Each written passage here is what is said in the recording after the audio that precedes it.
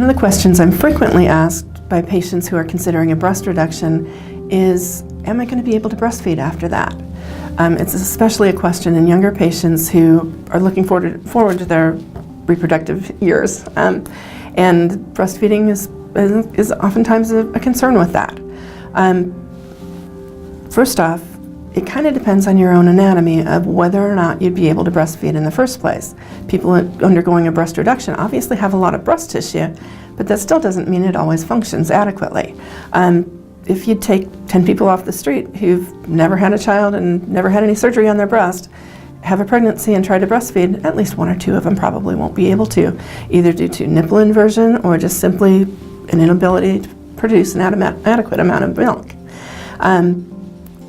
What we do surgically can interfere somewhat though. How breastfeeding works is the glandular part of the breast sends the milk up through the ducts up to the nipple area, and as long as that entire scheme is intact there, usually it's going to function. When we do a breast reduction, we do make some incisions deeply into the breast tissue so we can remove a portion of the tissue, and then we have to rearrange things so it looks like a breast again. And in that process, some of the glandular part is detached from the nipple, and there's no way around that. But the core portion of tissue that we leave behind is that's underneath the nipple and still will be able to produce milk.